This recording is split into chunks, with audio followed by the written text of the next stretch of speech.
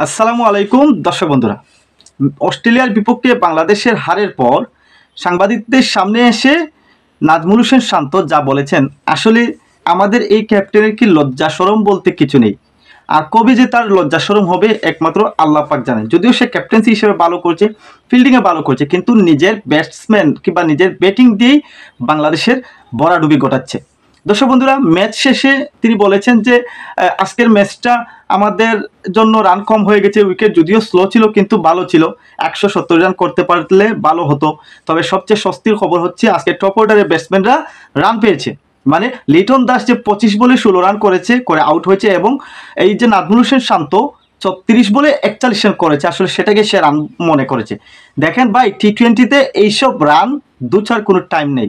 টি-20তে অন্যান্য দেশের ব্যাটসম্যানরা যেখানে 30-32 বলে 50 তুলে নিচ্ছেন, সেখানে আপনি করেছেন মাত্র 36 বলে 41 রান, স্ট্রাইক রেট 113। এখন ওয়ান ডেতে অন্যান্য দেশের ব্যাটসম্যানরা যদি আপনি লক্ষ্য করে দেখেন, ইন্ডিয়া, অস্ট্রেলিয়া, ইংল্যান্ড, এই দেশের ব্যাটসম্যানগুলো ওয়ান ডেতে এইরকম স্ট্রাইক রেটে ব্যাট চালায়। আর টি-20 তো এটা কোনোভাবেই মানানসই নয়, 113 স্ট্রাইক রেট। শান্ত যখন ব্যাটিংয়ে নেমেছিল ভালোই ছিল, প্রথমে কিন্তু সে অ্যাগ্রেসিভ ক্রিকেট খেলেছিল, কিন্তু যখন সে আউট হলো ততক্ষণে বাংলাদেশের মানে মারা হয়ে গেছে, যেটা আপনারা বুঝেছেন সেটাই।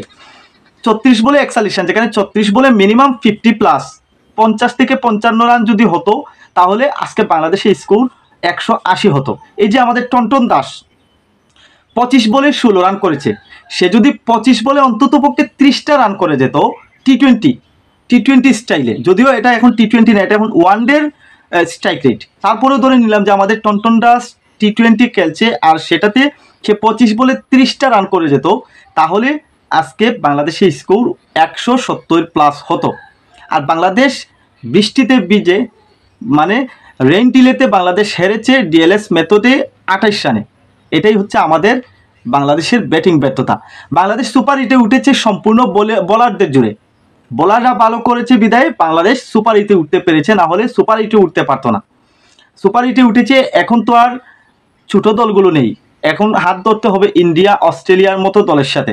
আর তাদের সাথে খেলে জিততে হলে শুধু বোলিংয়ে কাম আসবে না, বোলিং দিয়ে জেতা সম্ভব নয়, ব্যাটসম্যানদেরকেও ভালো প্রপার টি-20 স্ট্রাইক রেটে খেলতে হবে। এইভাবে 36 বলে 41 আর 25 বলে 16, 10 বলে 8 এইরকম ক্রিকেট খেলা আছে, ব্যাটিংয়ে না নামাটাই ভালো হবে আমাদের বাংলাদেশের ব্যাটারদের।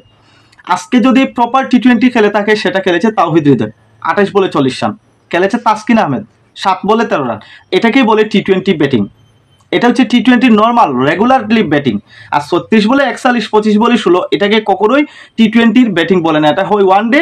আর লিটন দাসেরটা হচ্ছে টেস্টে আপনি ইচ্ছা মতো বল নষ্ট করেন, কোনো সমস্যা নেই, কিন্তু টি-20তে একটা বলের হিসাব অবশ্যই আপনাকে দিতে হবে, একটা বলকেই আপনি অনেক কিছু মনে করতে হবে। আপনি 10 বল টিকে 20 রান করে যান, এটা টি-20তে কেউ সমালোচনা করবে না। এখন আপনি ফার্স্ট টু লাস্ট ম্যাচ শেষ করলেন, শেষে দেখা গেল আপনি 40 বল 45 বল 60-62 রান করলেন, দিন শেষে দল হারলো। এটা কখনোই একটা প্রপার টি-20 ক্রিকেট হতে পারে না।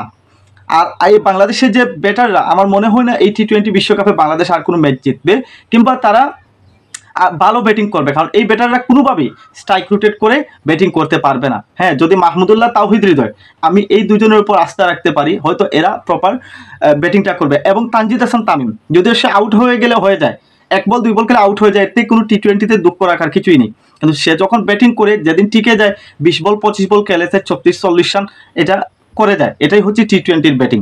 টি-20তে হয় আপনি দাঁড়ালে ভালো করে দাঁড়াবেন, না হয় আউট হয়ে চলে যাবেন, আপনাকে কেউ বলবে না যে আপনি পিচে থাকলেন না কেন। যাই হোক, পরবর্তী ম্যাচ ইন্ডিয়ার সাথে আগামীকালকেই দেখা যাচ্ছে আসলে বাংলাদেশের ব্যাটিংয়ের কোনো উন্নতি হয় কিনা।